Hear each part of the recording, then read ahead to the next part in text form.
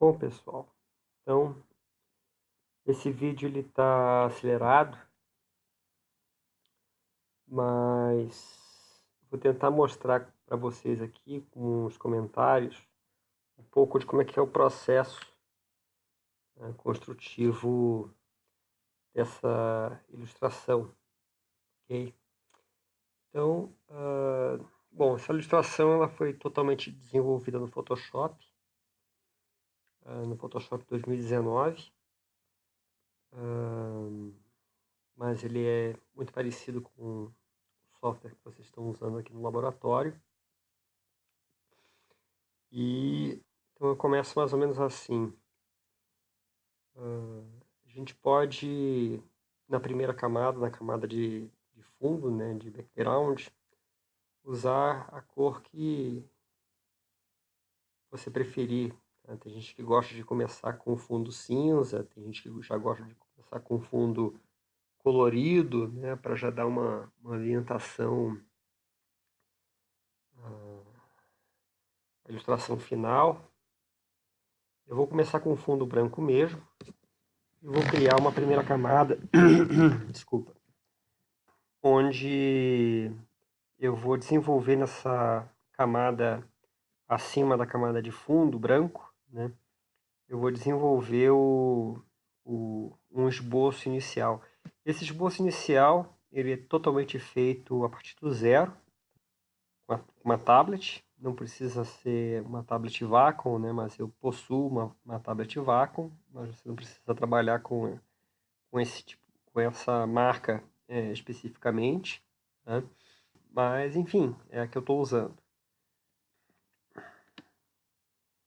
Então eu costumo primeiro dar uma... É importante, tá? Não só eu, como outros ilustradores, né, vão sugerir que vocês aqueçam primeiro a mão, né?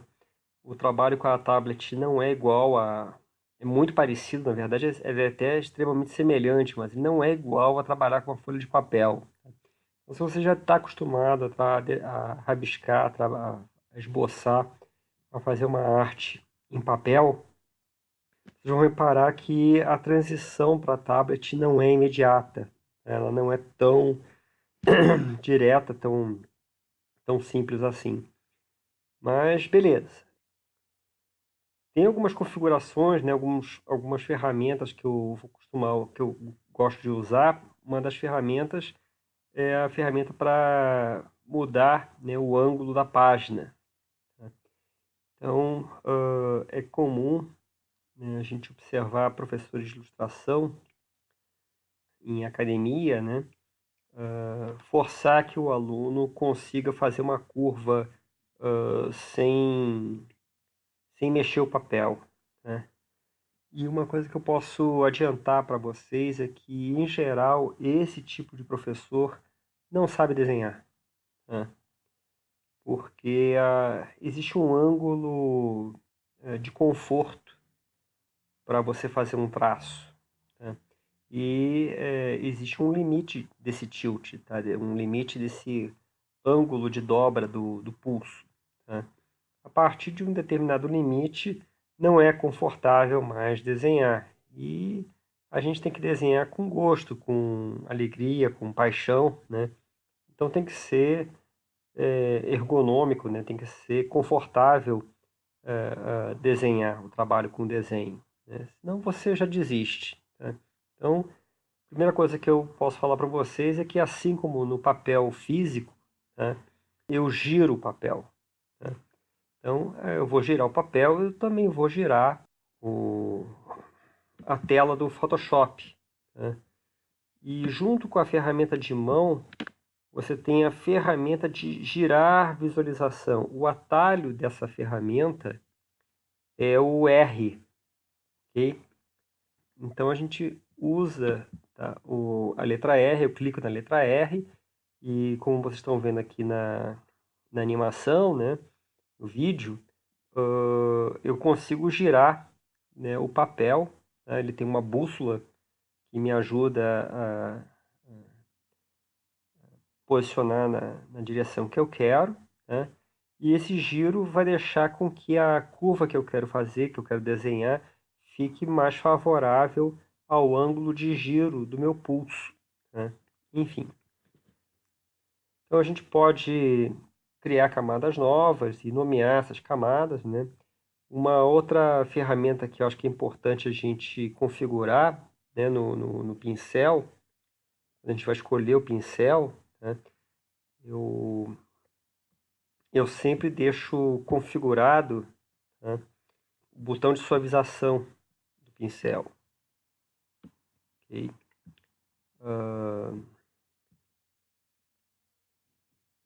Então,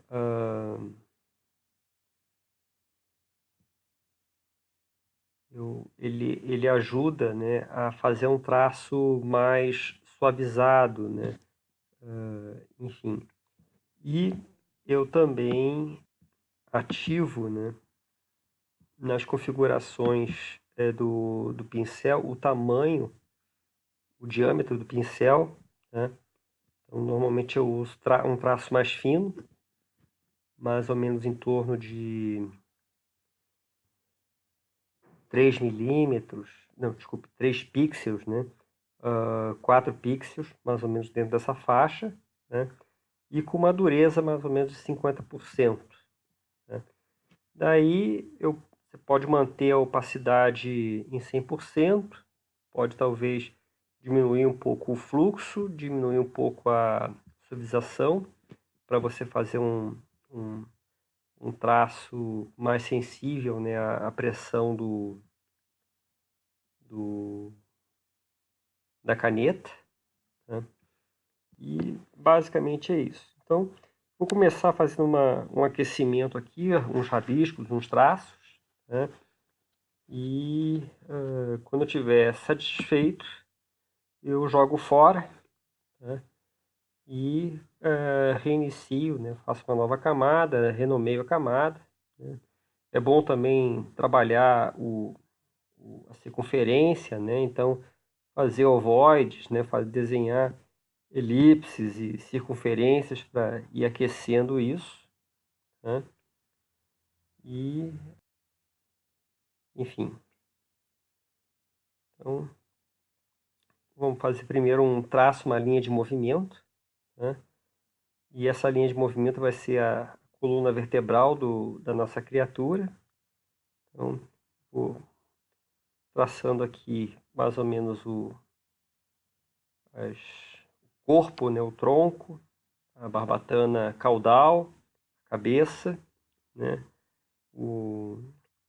As barbatanas superiores, né?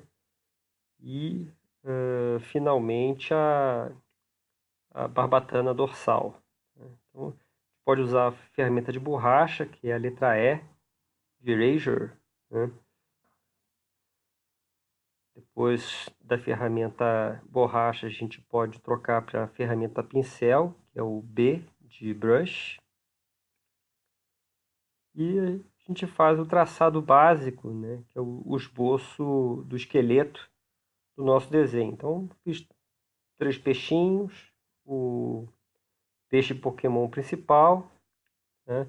E aí o que eu faço? Eu renomeio a minha camada, né, para dizer o que eu estou fazendo com cada camada. Então, o traçado principal, né, o traçado básico, depois o volume, né? Aí eu diminuo a opacidade desse traçado, amplio com a ferramenta de zoom e agora eu vou começar a desenhar a volumetria da criatura que eu estou desenvolvendo, né? Então, a gente vai desenhar uma espécie de bico de pato, né, que vai ser a boca do peixe, né? Então é importante você começar a desenhar elipses no plano, né, em que a boca está acontecendo. Então tem a parte superior da boca, a parte inferior da boca, e aí a gente vai desenhar a elipse e depois a gente começa a concordar essas elipses, né, com o traçado principal. Bacana que nessa fase inicial, tá, não é assim fundamental que você tenha um traçado perfeito, limpo, tá? Porque depois você pode, em camadas superiores, né, refinar, né, a qualidade desse traçado. Vê que eu estou fazendo um esboço bastante crespo, né? Ele não está penteado, ele está um traçado assim mais cabeludo, né? Mas eu posso pegar a borracha, né? De novo, a tecla de atalho é a letra E. E aí eu vou apagando o que não me interessa, né? Os traços extras do meu esboço, tá? Troco de novo para a ferramenta de pincel, que é o B de brush. Troco para borracha. Nesse início aqui eu estou usando mais a caixa de ferramenta mesmo do Photoshop, mas mais para frente vocês vão ver que eu vou começar a trocar por atalho, tá? Por tecla de atalho, as ferramentas. Então estou começando aqui a melhorar aqui o meu traçado, desenhando aqui a barbatana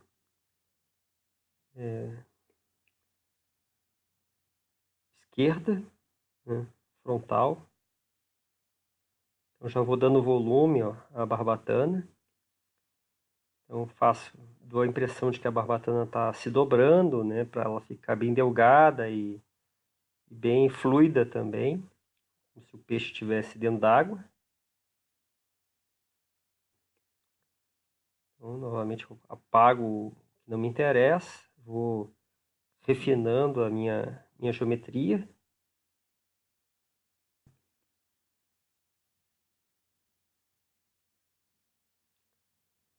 E as configurações de fluxo, né, de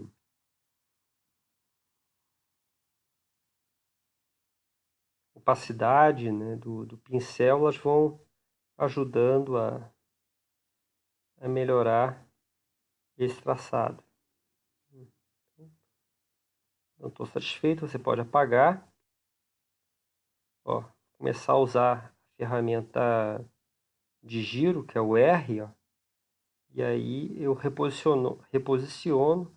Se apertar a barra de espaço do teclado, você troca qualquer ferramenta que você estiver usando para a ferramenta de mão, que é a Hand, né? O atalho da Hand é o H, a tecla H do teclado. Então, olha só.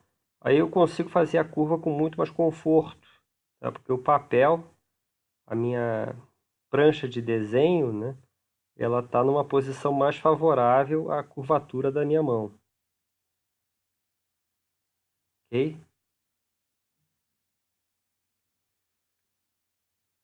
E aí vou ampliando os detalhes, né? O corpo já está mais bem acabado. De novo, a ferramenta R, ó, e a barra de espaço, para eu ir trocando entre a mão, né, e a ferramenta de giro. R para a ferramenta de giro e H para a ferramenta de mão.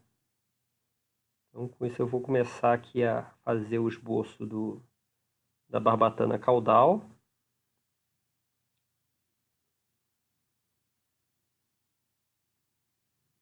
Ok? Ó, vou girando, tecla R, né? Aí volto para a ferramenta de pincel, que é o B de brush.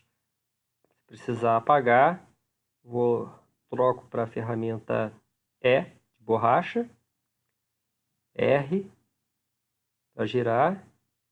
Eu vou fazendo isso, eu vou girando, eu vou traçando e vou apagando o que eu achar que não preciso mais daquela curva, ou fiz uma curva errada, eu quero corrigir a curva. Eu apago, eu giro, e o meu desenho vai ficando, começando a nascer.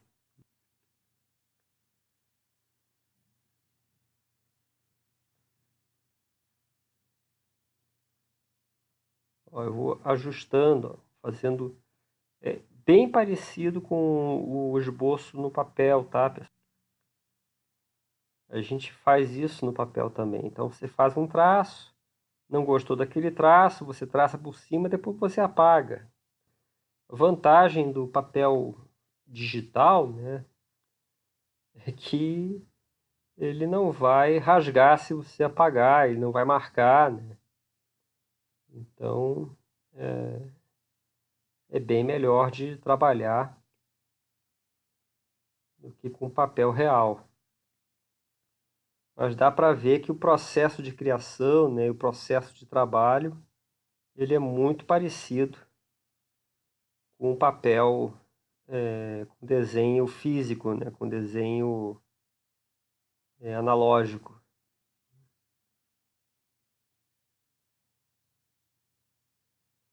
Uma coisa que eu observo, tá, a ferramenta de borracha, ela é muito mais fluida do que a ferramenta de desenho, de ilustração. Tá? Eu ainda não consegui assim chegar no ponto que eu quero de configuração.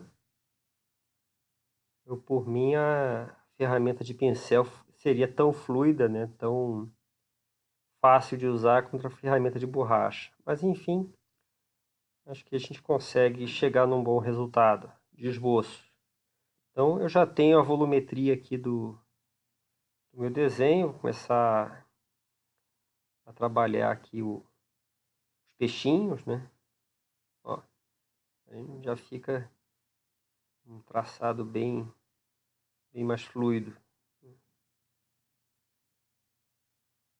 E nesse caso aqui, os peixinhos eles são mais acessórios, né? Então não tem assim uma necessidade. A gente pode trabalhar com mais acabamento, né? Ó, viu? Não sei se vocês repararam, tá? Mas como é que a gente consegue fazer o traçado ficar bem mais fluido, tá? Deixando com menos pressão, né? Dando menos pressão na caneta. Então, quando você dá menos pressão na caneta, você consegue fazer um traçado muito mais fluido.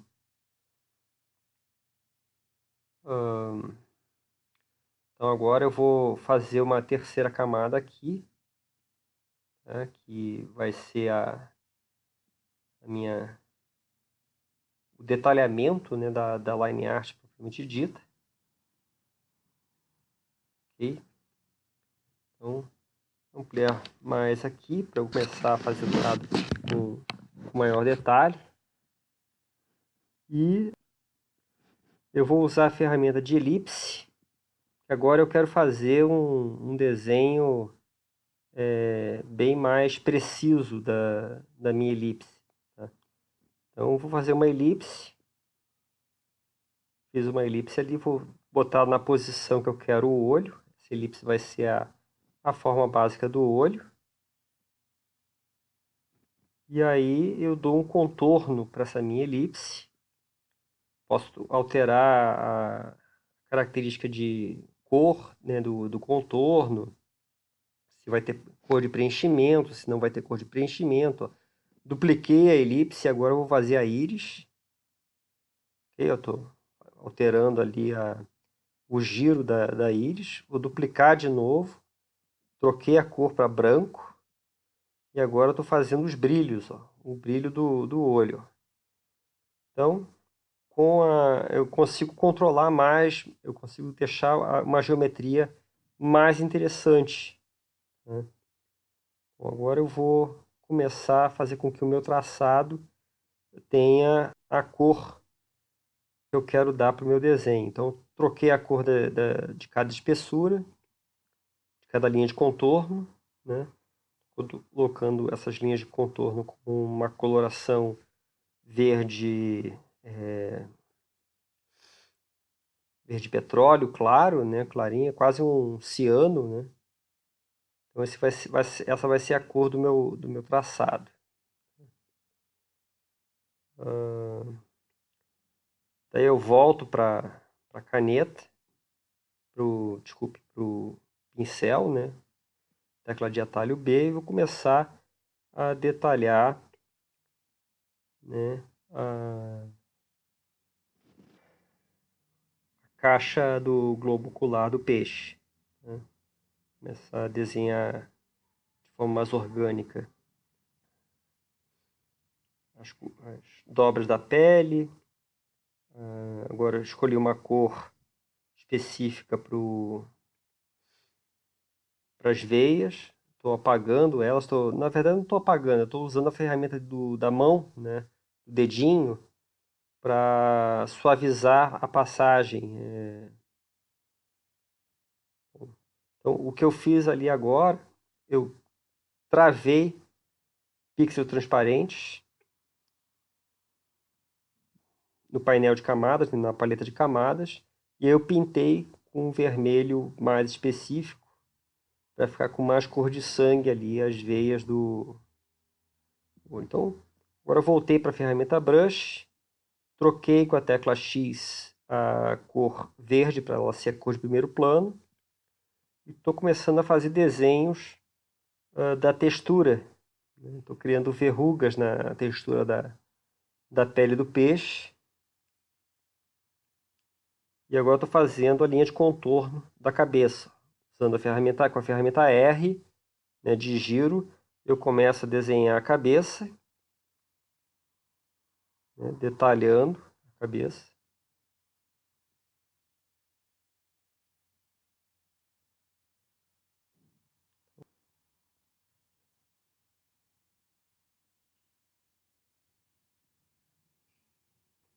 Melhorando aqui o traçado. Né? Aumentei a espessura e aumentei a força aqui do traçado para fazer esse detalhamento de textura.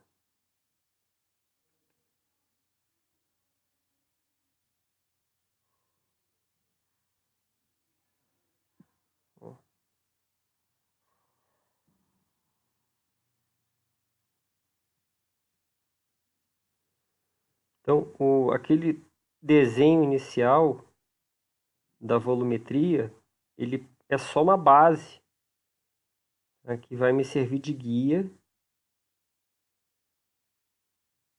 para eu fazer o traçado específico, né?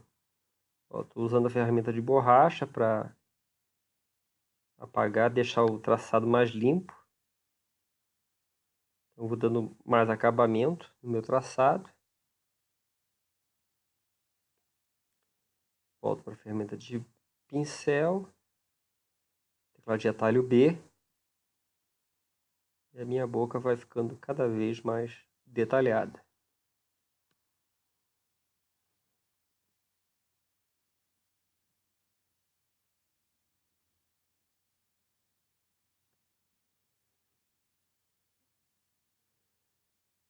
De novo, estou usando a ferramenta de borracha, teclado de atalho E.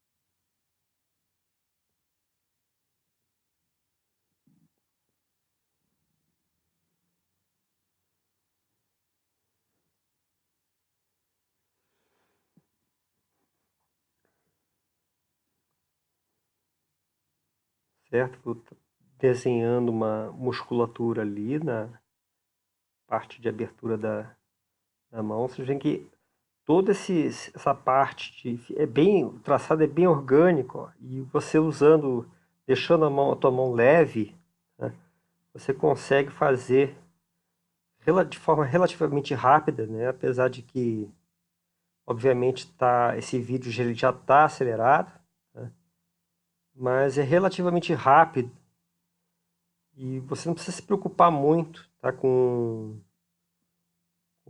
a qualidade que você está fazendo, porque é textura, né? A gente está desenvolvendo textura aqui.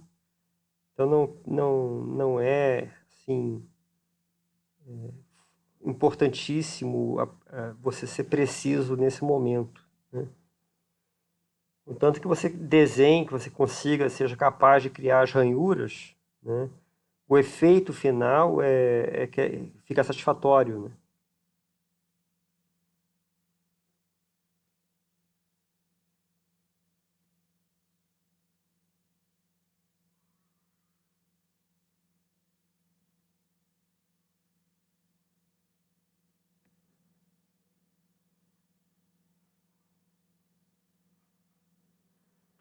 E o bacana também é o acabamento, né? Ó, eu fiz um primeiro traçado, não curti, né? Fiz um segundo traçado, ficou mais interessante. Amplio, né, para ficar melhor. Então, agora eu vou dar o acabamento aqui, depois eu pego a borracha e vou ajustando gradativamente aqui a linha de contorno da língua do peixe.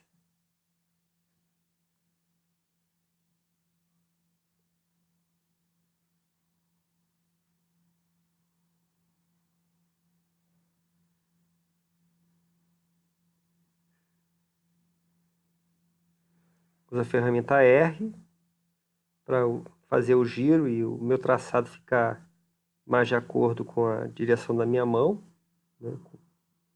Ficar mais confortável o desenho.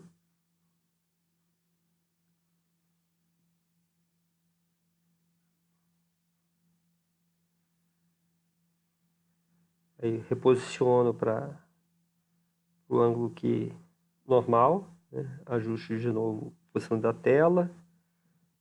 Sempre trabalhando com essas ferramentas, sabe? A ferramenta de zoom, né? A ferramenta de mão, né? A tecla de atalho da ferramenta de mão é o H, né? De hand, ou a barra de espaço do teclado, né?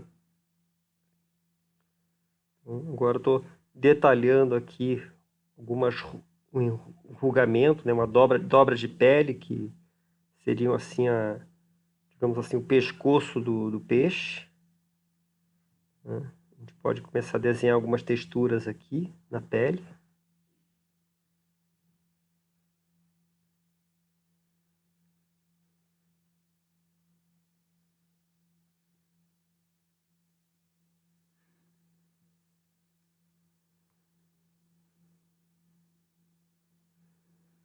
Interessante que o esboço, né, ele fique uma cor já próxima da cor que você vai usar. Tem gente que desenha já com uma cor preta, né? Então depois é que o cara colore por cima do traço da linha de arte, né, da line art preta, né? Mas estou preferindo desenhar com um tom de ciano aqui, com um tom de azul, que já vai ficar mais compatível. Então, vê que o desenho dos dentes ele é bastante simples, ó. São elipses mesmo que a gente vai fazendo. É só mudar mais ou menos o tamanho. Então, pega a ferramenta de borracha para ajustar os detalhes, ó. Vou começar aqui a caprichar mais o meu desenho. A gente vai ajustando os detalhes todos, os dentes, refinando o traçado com a ferramenta de borracha. Perfeito.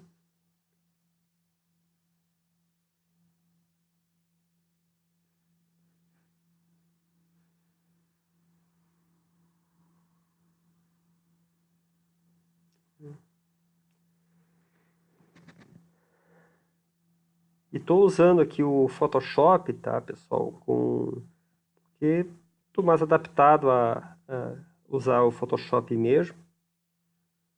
É um software que me dá bastante esse recurso, né, que eu acho interessante, que é o recurso de eu ajustar o fluxo, né, da minha pincelada, ajustar a pressão, e eu posso ajustar também o ângulo, né, ter um controle do ângulo de giro da prancha de desenho.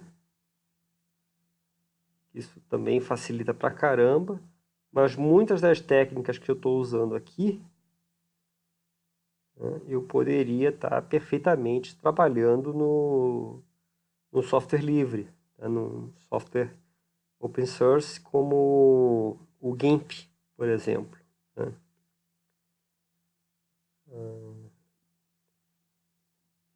Eu acho que a ferramenta de giro da prancha de desenho ela é um adianto significativo, né? Mas não é um impeditivo de que eu possa usar software livre para fazer esse mesmo tipo de arte.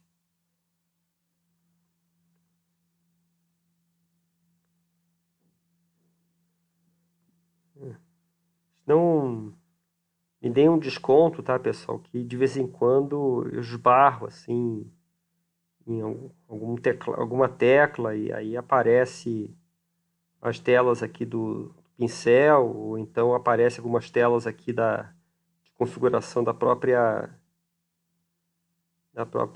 tablet, tá? Mas são, é mais esbarrão meu mesmo. Não que eu esteja reconfigurando rapidamente aqui, não esteja falando para vocês o que eu estou reconfigurando, tá? Eu basicamente já estou com todas as configurações prontas. Eu só estou fazendo o meu traçado aqui. É que hora dessas eu dou um esbarrão nos botões aqui da tablet, ou então aperto uma tecla errada aqui no teclado e aparece alguma configuração aí desejada, mas não se preocupem com isso não. O processo aqui é bem básico mesmo, as configurações todas já foram ditadas ali no início, né, do nosso vídeo.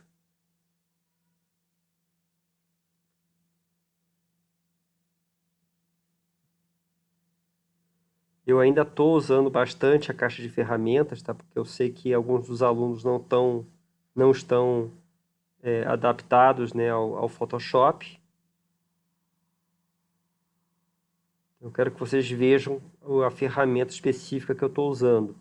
Mas eu repito que é interessante que vocês comecem a decorar as teclas de atalho, tá? Então, a ferramenta de giro é a tecla R, a ferramenta de pincel é a tecla B, de brush, a ferramenta de borracha é a letra E, né, de erasure. Começando a detalhar melhor aqui a textura do animal. Desenhar aqui a barbatana dorsal.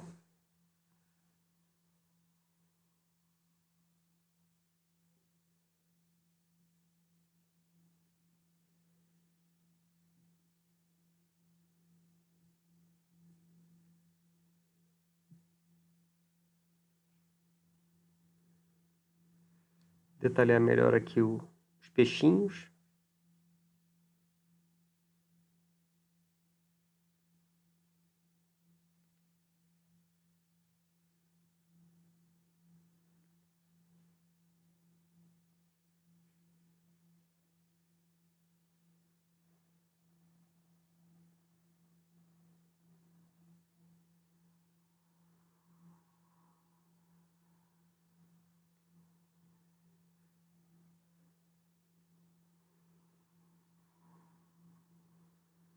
Beleza. Ver se tem mais alguma coisa aqui para melhorar.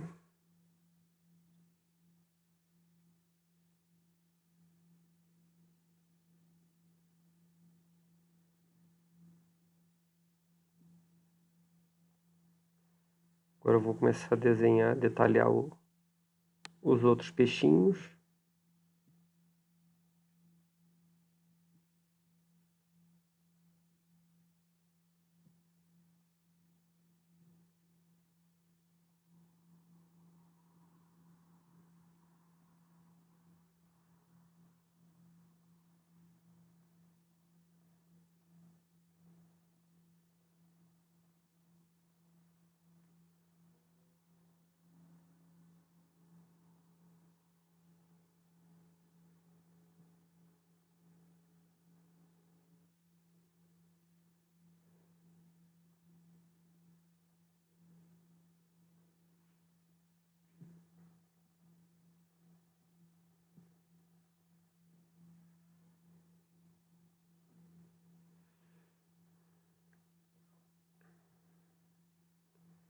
fazendo as escamas, a estrutura das barbatanas, caudais, dorsais, laterais. E vou começar a fazer assim para melhorar a dinâmica do nosso desenho. É interessante que a gente crie um caminho de bolhas para reforçar que o nosso peixe está num ambiente aquático. Okay? Então isso vai, mesmo que você não faça depois o ambiente em si, né, você já consegue dar o recado, né, do que está acontecendo, né, e de esse peixe não está flutuando no ar, né, ele não está ali do nada, ele está num ambiente aquático, ok? Então é interessante que você crie uma certa ambientação, né? Bom, então o básico do meu desenho tá mais ou menos pronto, a minha line art. Eu agora criei uma pasta, um grupo, ok, para colocar todas essas camadas, né, agrupadas, as camadas da line art agrupadas, né? E o que eu estou desenvolvendo agora é uma espécie de armadura, tá? Como minha criatura é uma criatura fantástica, esse peixe Pokémon que a gente está desenvolvendo, né, é uma criatura fantástica, né? Nada impede que ele tenha uma armadura, né? Então, a gente desenhando uma armadura para o nosso peixe, ela vai dar uma atmosfera, né? Você vai criar uma atmosfera uh, uh, mais rica, né? Em termos de detalhes. Para fazer esse tipo de detalhamento, eu poderia ter feito também o esboço, né? Passo a passo, como eu desenhei toda a estrutura do corpo do peixe, né? Da criatura. Só que eu entendo como uma forma mais dinâmica, né, de desenhar e com melhor acabamento, né, que esses detalhes assim de indumentária, né, sejam traçados, sejam desenvolvidos a partir do uso da ferramenta de vetor, né? Então o Photoshop ele tem um desenho vetorial que é muito parecido com o do Illustrator, né? E a ideia, tá, é a gente traçar, né, esses vetores. Estou fazendo esses vetores todos em camadas acima da camada da pasta da minha line art. E reparem bem, né, eu criei uma máscara de camada na pasta. Então, uma coisa que é interessante no Photoshop é que a pasta de camada, né, ela também pode ser mascarada, né? Então, ou seja, eu estou desenhando, ok, a minha máscara, a minha armadura, né, vetorial, né? Interessante do vetor é que ele é muito editável, olha, a gente pode alterar completamente a curvatura aqui do vetor, né? E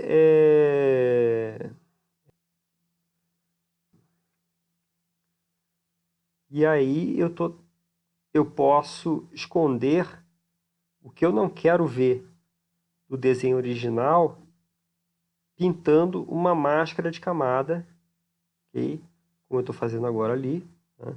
A gente está pintando uma máscara de camada na pasta, okay, da line art. Então, da mesma forma, tá, que eu dei acabamento na pasta que tem todas as camadas da line art, a pasta que tem as camadas vetoriais da armadura também possui né, eu também apliquei uma máscara de camada. Então eu posso pegar o brush, ó, e pintar o que eu não quero que apareça, certo? Então você vai dando um acabamento muito mais interessante, ok, ao teu desenho. Em vez de apagar o que eu não quero que apareça, ó, eu estou escondendo dentro da máscara da pasta. Olha só. Então, com isso você vai melhorando o acabamento do seu desenho.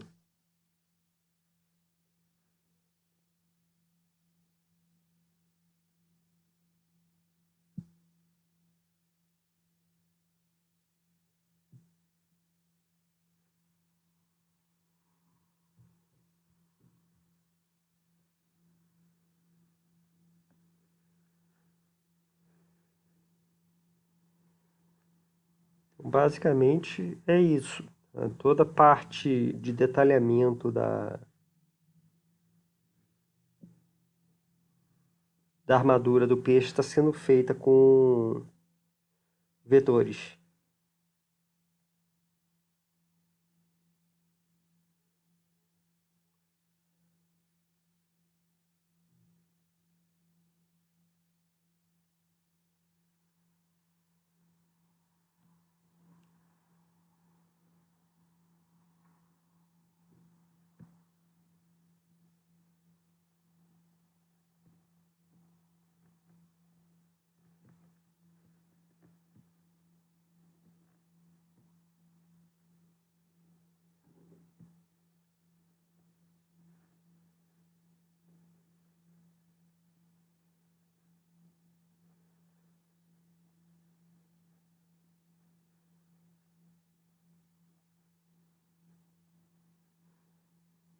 Se for necessário, a gente coloca os vetores novos, tá? Por exemplo, do casco aqui, estou desenhando um casco no dorso do meu peixe, né? Esse casco todo foi feito numa terceira pasta. Então, os vetores, né, cada camada de vetor desse casco está sendo desenhada dentro de uma terceira pasta. E isso tudo depois vai ser organizado como uma pasta global que vai conter essas três pastas, todas elas com todas as camadas de line art dentro delas, as camadas de line art vetoriais e as camadas de line art feitas com brush, né, feitas com pincel.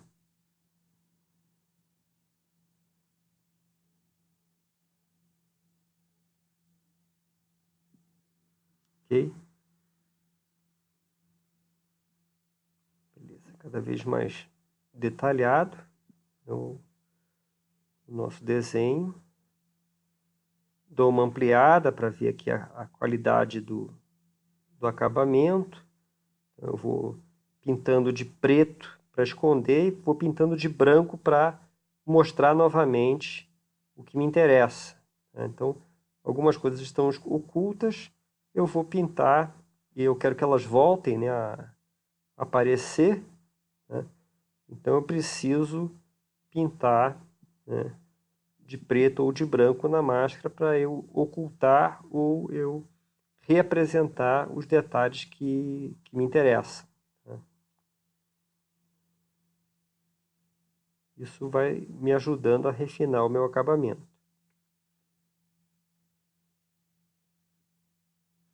Posso reorganizar a ordem dessas camadas.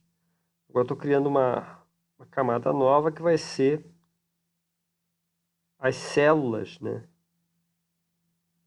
As células hexagonais do casco que tem no dorso desse peixe Pokémon.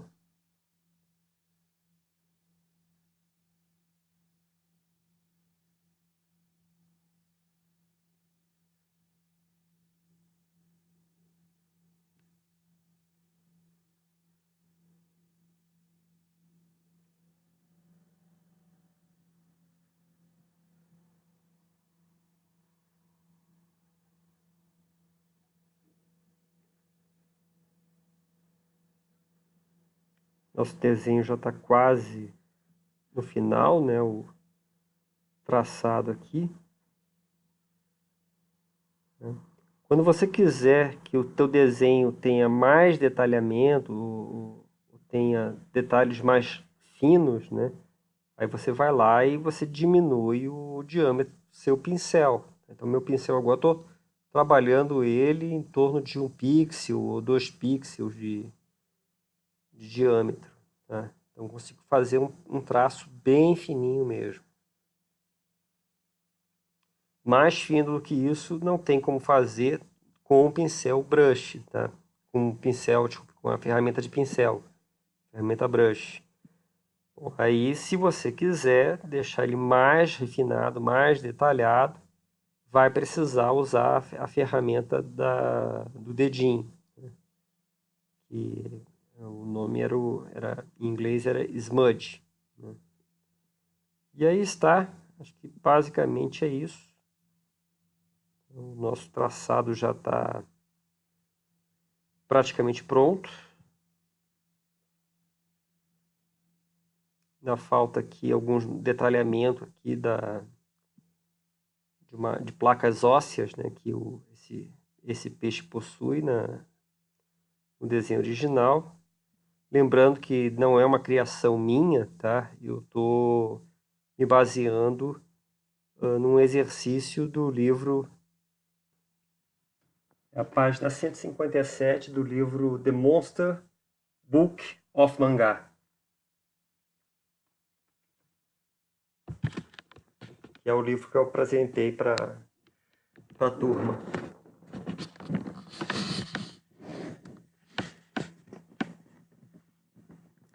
Bom, o que eu fiz agora, engrossar, de certa forma, deixar mais vivo o traçado da minha line art. Então, como é que eu faço isso? Eu duplico a pasta que contém toda a minha line art. O comando para duplicar a pasta ou qualquer tipo de camada é o Ctrl J, né, a tecla de atalho. Então, com isso você consegue duplicar a camada e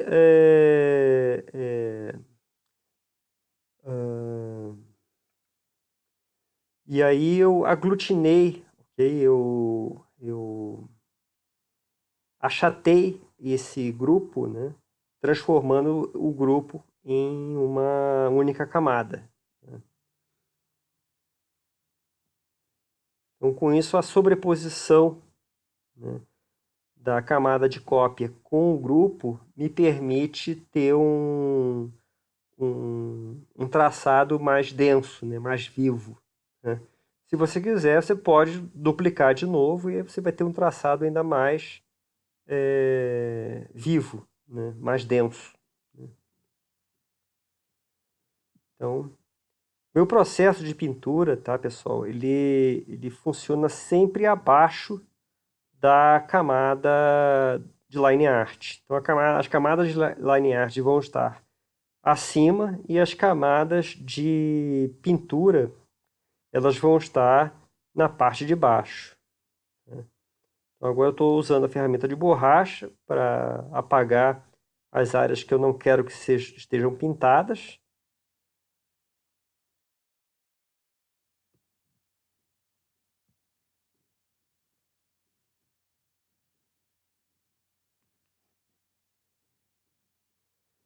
E porque vou aplicar outro tipo de coloração ali. Okay? Então, toda vez que eu quero melhorar o detalhe, eu amplio, né, dou zoom para ampliar a área que eu estou pintando. Né? Outra forma de detalhar o que eu estou fazendo, tá, é alterando o diâmetro do meu pincel. Okay? Eu posso alterar o diâmetro de diversos pincéis, entre eles, né, o pincel de pintura, né, que é o B de brush, e o pincel de borracha, que é o E de eraser. Tá? Como é que eu faço para aumentar ou diminuir o diâmetro do meu pincel, dos meus pincéis. Tá? No teclado, eu uso os atalhos abrir colchetes e fechar colchetes. Então, com isso eu controlo o tamanho do meu pincel. Ok?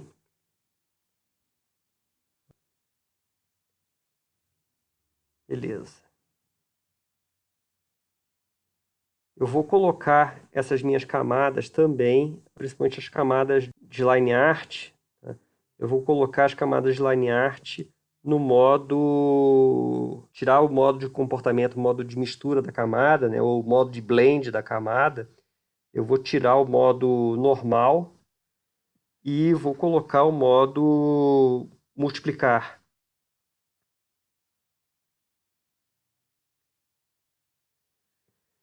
E é isso que acontece, ó. Agora com o modo multiplicar, ou na verdade multiplicação, né? No Photoshop é multiplicação, o termo. Vocês viram que agora o meu traçado ele ficou bem mais escuro. Ele é um traçado ciano claro, né? E com o modo multiplicar ativo na pasta Line Art, né? O meu traçado ficou bem mais escuro, ok? Como se fosse um acetato. Isso vai deixando o meu desenho mais rico.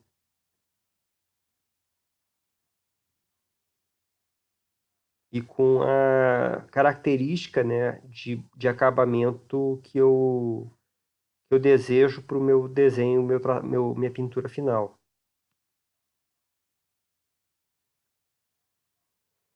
Caso, tá? No caso, se eu quiser depois que eu terminar o desenho, gerar brilhos ou sombras mais específicas, tá? Para realçar highlights e shadows, né, do, da minha pintura, né, eu posso criar camadas superiores, né, e aplicar brilho e sombra nessas camadas superiores.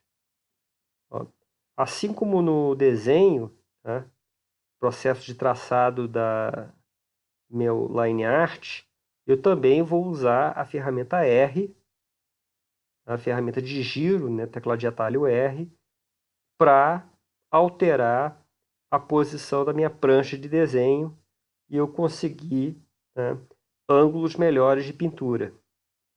Então, eu estou direto, aperto a tecla de atalho R, não estou nem indo na caixa de ferramentas, eu vou direto no R, uso a barra de espaço para transformar a ferramenta de giro em mão e volto com a tecla de atalho B para trocar para a ferramenta de pincel, para a ferramenta de pintura.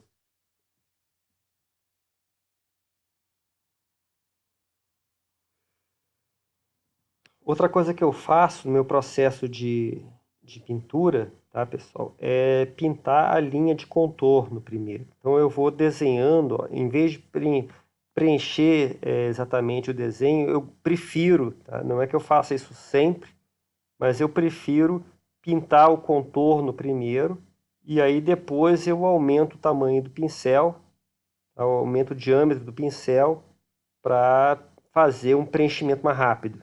Isso acelera um pouco, tá?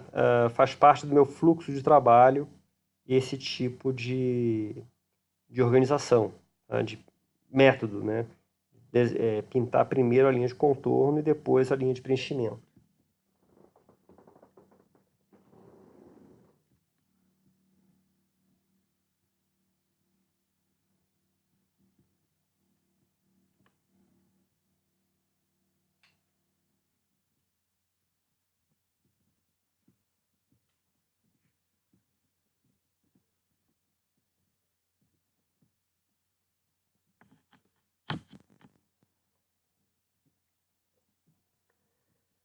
Continuo com o processo, né, de dar o zoom quando é necessário. Se for necessário, eu também vou gerar a máscara. E o que eu fiz agora? Estou fazendo uma camada nova, E essa camada nova, eu vou fazer as áreas claras. Essa camada vai ser a camada de altas luzes. Tá? Essa camada, vocês veem, se vocês observarem ali a forma com que eu estou pintando, ó, eu estou pintando de uma forma bastante displicente, ó, e eu consigo pintar sem sujar o meu desenho, sem borrar o meu desenho. Eu consigo pintar exatamente dentro da margem colorida, da margem de meio tom do meu desenho. Como é que eu faço isso? Tá? Então, a partir do momento em que eu pintei a camada de cor base do monstro, tá? Eu apertei a tecla Ctrl e cliquei na janela de máscara, desculpe, na janela de camada, da camada da cor básica do monstro. Isso faz com que o Photoshop gere uma linha de contorno que tem exatamente o conteúdo da camada, né, que eu fiz esse procedimento. Bom, com essa linha de contorno ativa, né, eu vou criar uma camada nova, que vai ser a luz média, por exemplo, né, o brilho médio, né, a área de brilho do, da, da textura que eu estou querendo criar. E aí, no rodapé da paleta de camadas, né, o terceiro botão ele é um retângulo branco com um círculo cinza escuro no meio. Esse botão é o botão para criar uma máscara de camada. Quando você clicar nesse botão, você vai gerar uma máscara de camada exatamente com a forma da seleção que você tinha feito antes com a camada de cor base do monstro. Tá? Então, quando você for pintar nessa camada, na camada de luz média, por exemplo, a camada de brilho, né, essa camada vai estar completamente protegida. Okay? Então eu posso pintar, né, de uma forma um pouco mais aleatória, sem me preocupar exatamente com a geometria do que eu estou pintando. Okay? E então, o que acontece? No início, o processo parece demorado, mas ele vai gradativamente acelerando, né, conforme você vai desenvolvendo a sua pintura. No momento em que você vai desenvolvendo a sua pintura. Né? Porque uma camada vai ajudando a outra. Da mesma forma que a cor base serviu para gerar uma máscara, para eu fazer a pintura da região de brilho, ok? Estou voltando aqui, estou pintando de volta porque eu tinha esquecido de pintar a barbatana dorsal do monstro. Então, vou gerar depois uma seleção, eu vou pintar essa seleção lá na máscara de camada. Eu preciso refazer a minha máscara de camada, ok? E agora eu posso novamente usar o conta-gotas, escolher a cor lá mais clara e aí pintar a parte de brilho aqui da minha barbatana dorsal.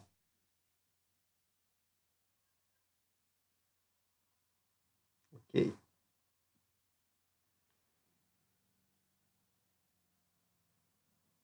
Certo. Então dou mais uma conferida para ver se está tudo certo.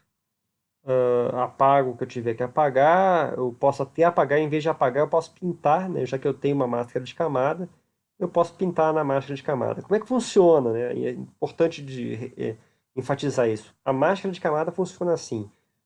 Nas áreas que você pinta de preto, você esconde o conteúdo da camada. Nas áreas em que você pinta de branco, você revela, né? Você mostra o conteúdo da camada. Bom, eu não estou satisfeito, não estava satisfeito com a cor que eu tinha pintado. Queria um tom de verde um pouquinho mais amarelado. Tá? Então o que eu fiz? Eu congelei, tá? Bloqueei os pixels transparentes e aí eu preenchi com a nova cor, tá? A área que já estava pintada da camada. Da mesma forma que eu fiz com a camada de cor base da pele do monstro, tá? A partir da camada de luz média, eu fiz uma nova máscara, ok?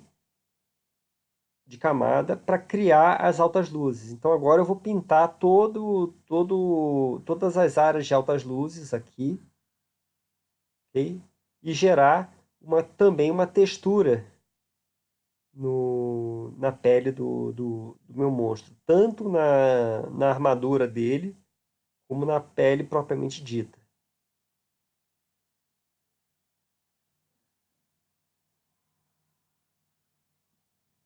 E é essa sobreposição de camadas de cor que vai dar o ar da graça, né, da nossa pintura.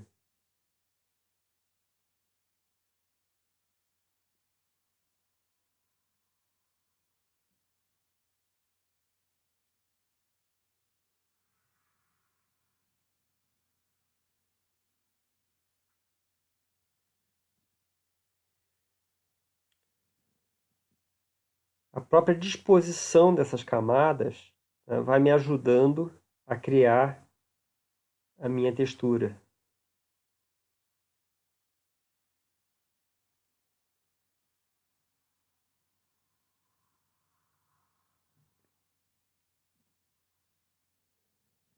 E olha, gente, que esse vídeo ele tá muito acelerado, tá? Ele é 1 hora e meia de vídeo. Aí o processo mesmo original, tá? Eu pelo menos, tá? Levei 4 horas para fazer essa pintura.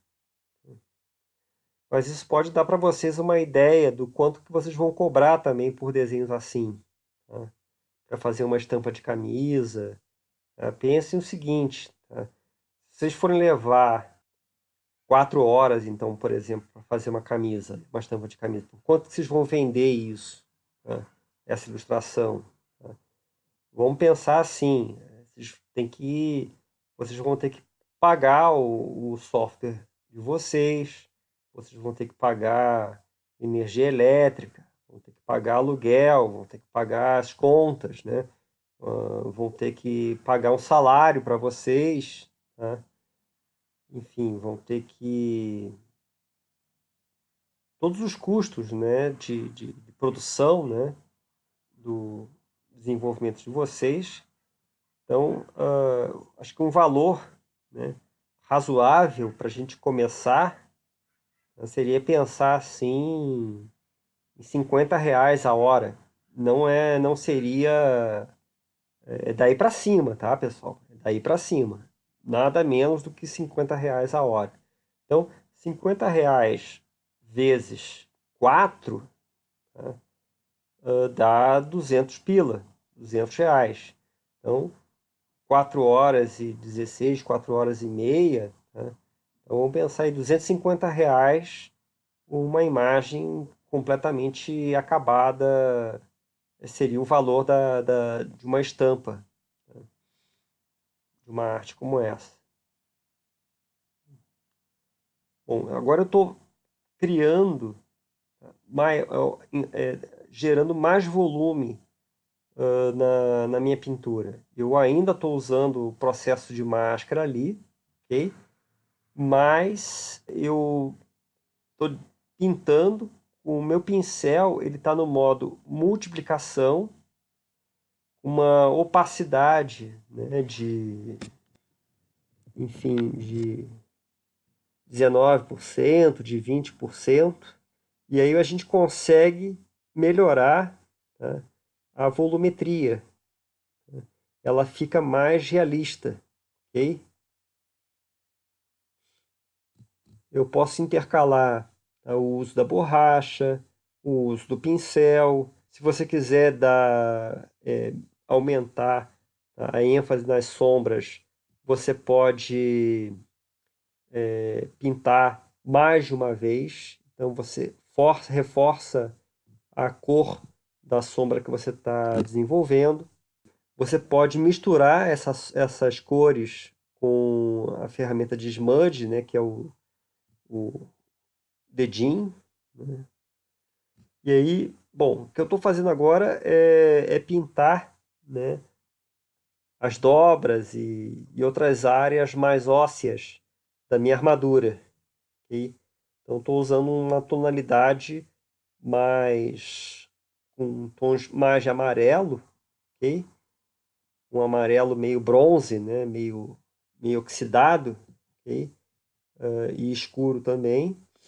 Isso me ajuda a trabalhar a parte de contraste, tá? Então isso é bastante importante de compreender um pouquinho também de contraste de cor, tá? No disco de Newton, o disco cromático, ok? O azul ele é oposto ao amarelo, tá? Então, tons de azul eles têm bons contrastes com tons de amarelo. Acontece que o azul vivo ele é altamente contrastante com o amarelo vivo, ok? E aí você não gera uma paleta que é harmônica. E para nossa pintura ficar bonita, é interessante que a gente trabalhe uma paleta de cor mais harmônica. Então, como é que a gente vai fazer isso? Tá? Toda vez que você dessatura pelo menos uma das duas cores contrastantes, você gera um processo de equilíbrio. Tá? Como é que é a dessaturação de uma cor? A cor, você pode dessaturar a cor na direção do branco, aumentando a quantidade de branco, então clareando essa cor, ou você pode dessaturar essa cor aumentando a quantidade de preto na cor, escurecendo a cor. Tá? Então a gente dessatura para o branco e dessatura para o preto. Tá? Fazendo isso, tanto com o amarelo como com o azul, tá, a gente consegue criar paletas de cor harmônicas. E o nosso desenho vai ficar muito mais interessante, muito mais charmoso. A nossa pintura vai ficar muito mais interessante, muito mais charmosa. Isso vale para a pintura digital, isso vale para o desenho vetorial, isso vale para a escolha de paleta de cor num projeto gráfico, seja lá qual for, tá? Tanto no desenvolvimento de moda, como no desenvolvimento de fotografia, né? Como no desenvolvimento de vídeo, né? Na produção de vídeo também. O cinema usa muito isso, tá? O desenvolvimento de paletas harmônicas, né? Para que você crie contrastes equilibrados, né? Os padrões cromáticos. Isso gera interesse, isso gera dinamismo, isso gera conforto visual, isso gera excitação. Então, a gente só tem a lucrar, né, quando a gente consegue começar a compreender melhor, né, como é que é a dinâmica das cores, né, como é que elas funcionam. Tá? Então, por que que a gente está trabalhando tons mais amarelados aqui? Por que que a gente está trabalhando tons mais azulados? Tá? Então, em princípio, tá, porque são tons que funcionam muito bem. A gente poderia ter usado outros tipos de tons. Então, digamos assim, o verde, okay? Ele contrasta com o magenta. Tá? Ele é a cor oposta ao magenta, tá? O verde. O ciano, ele é oposto ao vermelho. Então, o que acontece? Quando você trabalha ciano com laranja, o laranja ele tem vermelho, e ele tem amarelo. Então, o teor de vermelho, né, de um tom laranja vai trabalhar muito bem com uma cor cianada. É por isso que funciona tanto, por exemplo, tá, no Lightroom, tá, essa modinha de presets, tá, teal and orange. Tá. Então você coloca um preset de cor no Lightroom ou se a gente estiver trabalhando open source, né, o Darktable, que é o equivalente ao Lightroom para tratamento de imagem, né, para trabalhar com fotografia, né, numa edição, né, profissional de fotos, né, em larga escala.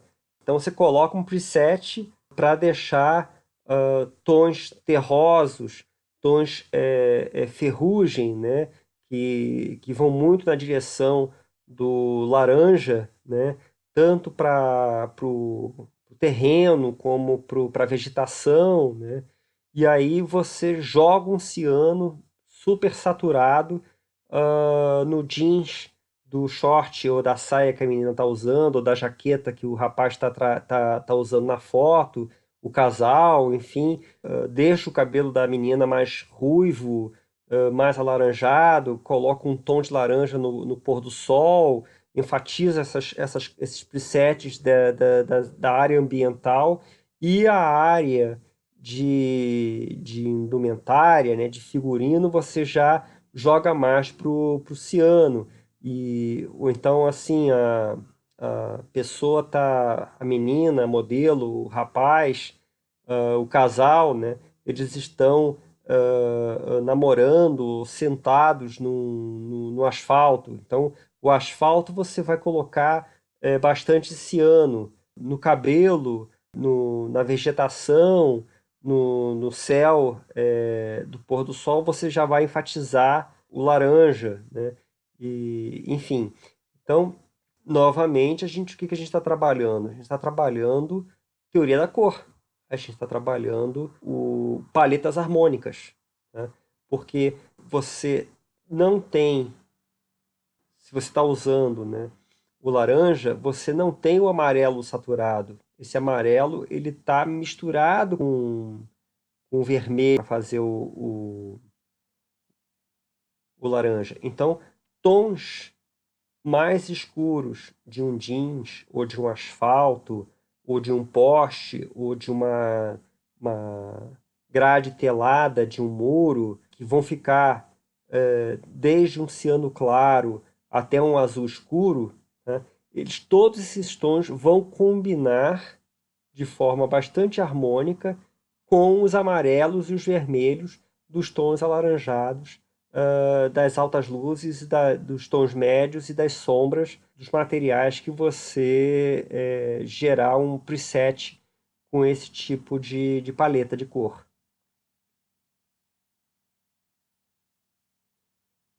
Bom, então, como vocês estão vendo aqui no nosso trabalho, né, na nossa pintura, no nosso processo de pintura, cada camada vai ajudando a compor com a camada seguinte, e elas vão se escondendo, né?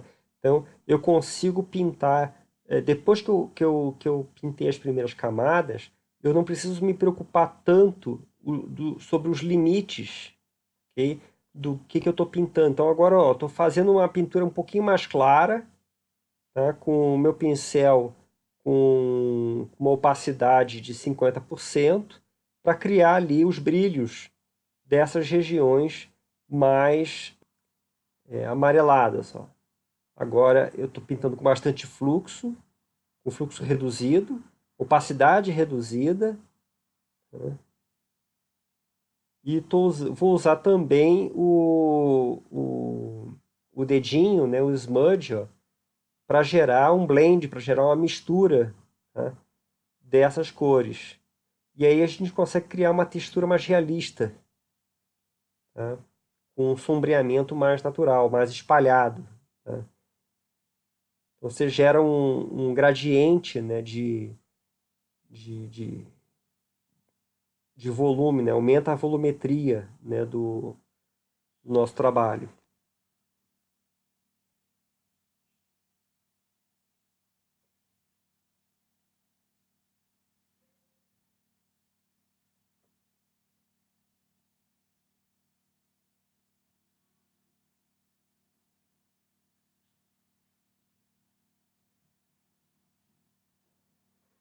A gente já está já mais próximo aqui do final da pintura.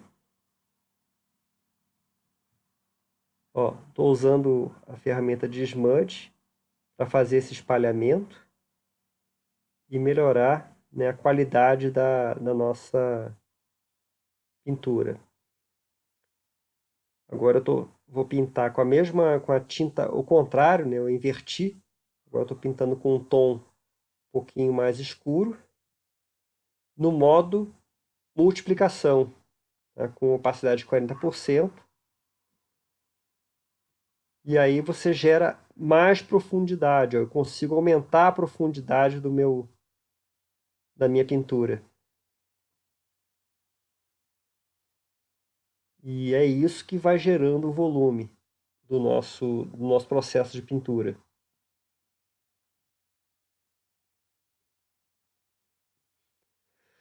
Da mesma forma que a camada possui modos de mistura, modos de blend, o pincel eu também posso mudar o comportamento de blend do meu pincel.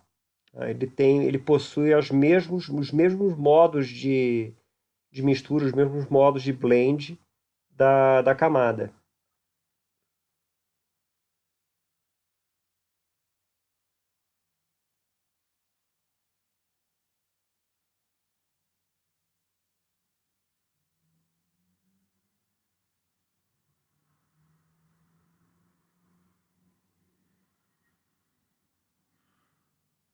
E olha como é que o volume vai surgindo, né, de forma quase mágica, né, diante dos nossos olhos.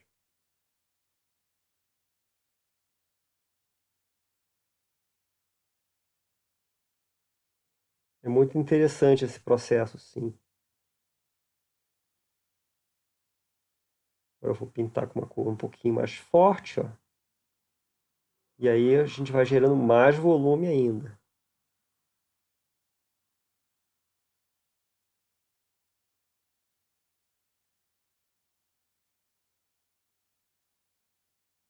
Posso diminuir o tamanho do pincel, abrir e fechar colchetes. Criar uma camada nova aqui.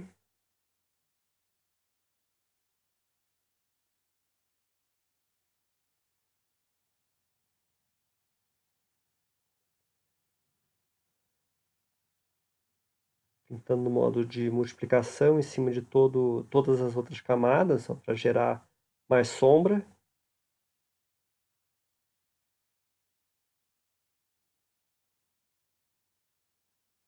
Agora estou dando volume nos olhos. Criar um pouquinho de brilho, ó. Criar mais brilhos nos olhos. Eu estou fazendo uma camada superior a todo o meu desenho, todas as camadas assim, de cor. Tá? É a última camada ali. E nessa camada eu estou criando mais brilhos dando mais ênfase nas texturas, ó. Pintando de branco mesmo. Meu pincel está no modo normal, com opacidade de 40 e poucos por cento. E isso vai gerando muito mais volume, tá? E muito mais dinamismo e interesse no meu desenho, né? No meu processo de pintura.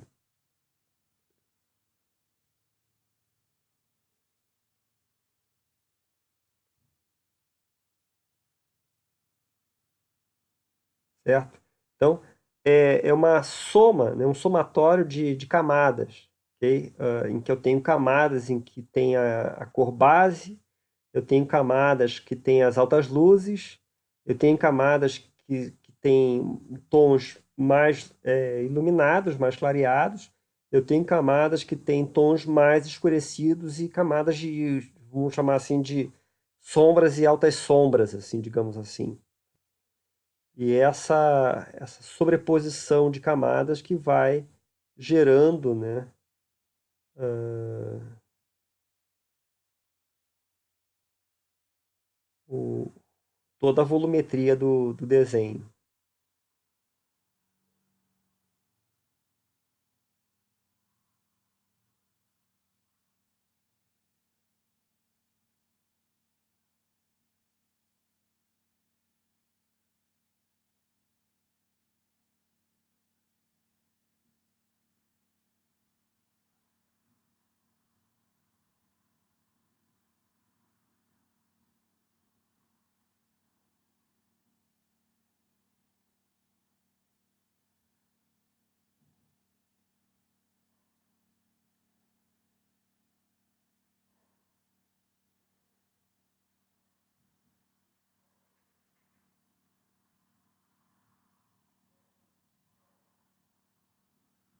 Ok?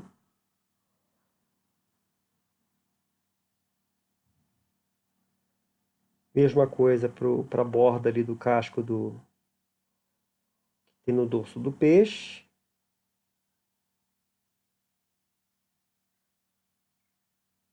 Mesmo processo de pintar e apagar onde necessário.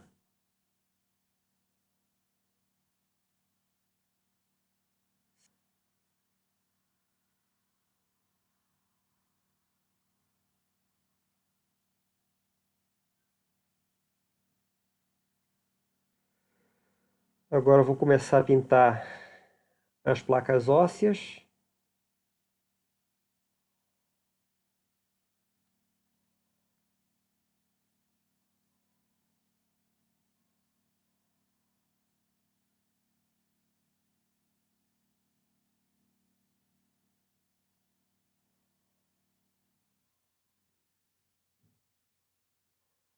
Calma, gente, que a gente já está no finalzinho aqui. Faltam 15 minutos ainda.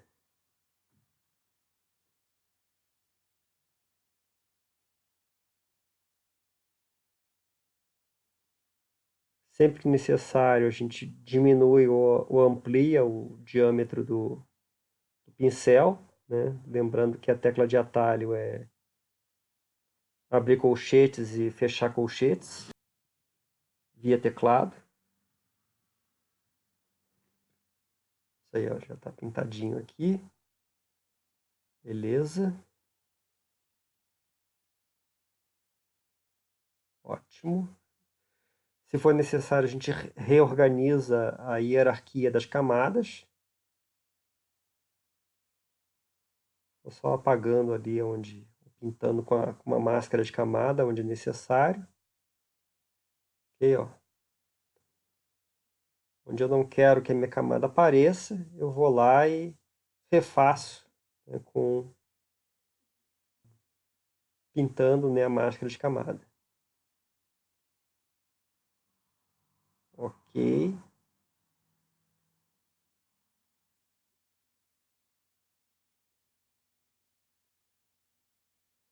Vou usar um tom agora um pouquinho mais claro. Vou criar uma textura ali, pintando com... Eu voltei atrás, né? Agora estou pintando com opacidade de 40%.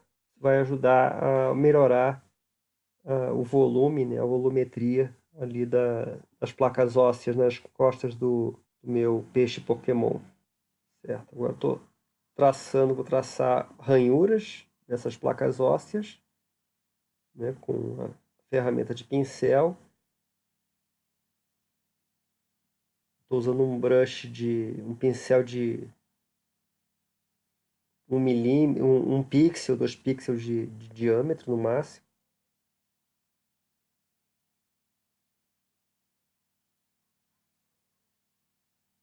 Agora eu vou começar a apagar um pouquinho, usar a borracha mesmo.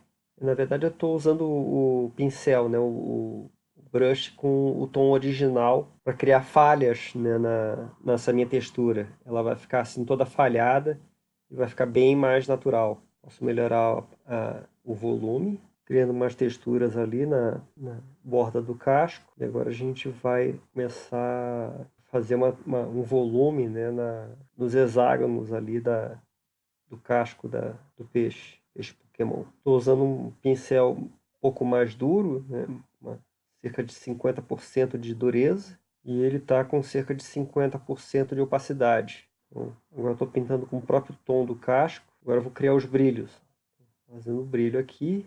Eu estou pintando com 50% de opacidade, que é justamente para poder misturar. Eu tenho um controle do grau de brilho, do grau de sombra que eu estou desenvolvendo na minha textura. Agora a gente vai começar a fazer a língua. Vou dar um tom de roxo aqui clarinho, de lilás, e um tom lilás mais escuro.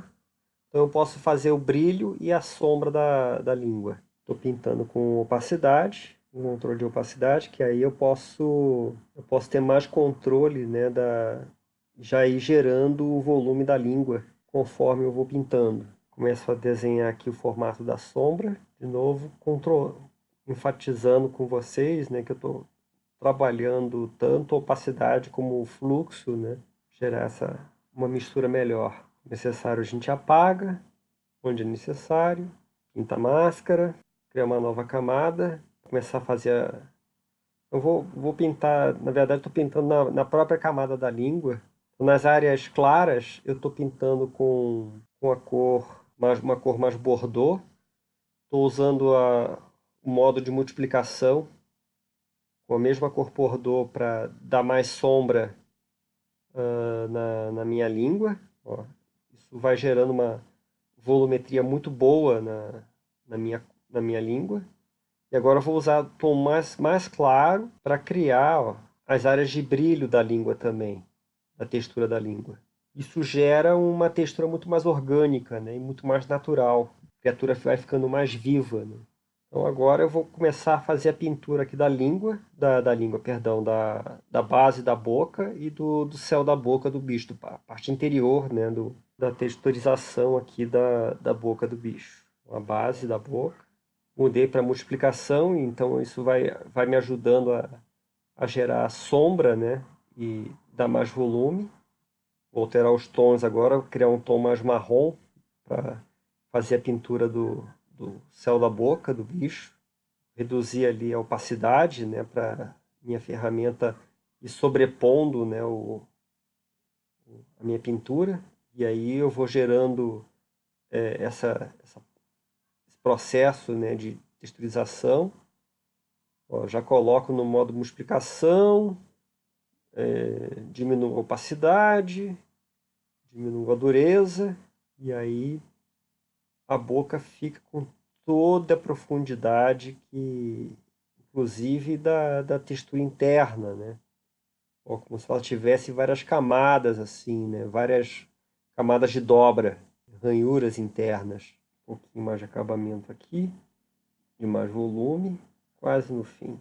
Melhorar aqui o acabamento da boca, certo? Agora eu vou criar mais uma camada aqui com seus dentes. Eu vou pintar de branco mesmo, por cima, né? Ó, bem próximo assim da linha de contorno, porque a linha de contorno do dente ela é bastante sutil, tá? Nos desenhos. Tá? A gente não tem muito definida a linha do dente. Ele é só uma sugestão de que o dente está ali e uma sugestão de que o dente tem aquele formato. Então, não é legal que a linha do dente seja completamente feita, né, formada, né? Os dentes vão ficar bem mais interessantes se eles tiverem só uma sugestão de que eles estão ali e que a forma deles é aquela. Agora eu vou pintar a gengiva. E a gente está quase praticamente terminado o desenho, formando aqui a gengiva apagando aqui os excessos. Maravilha. Dando aqui o contorno dentro da boca. E é isso. Terminamos.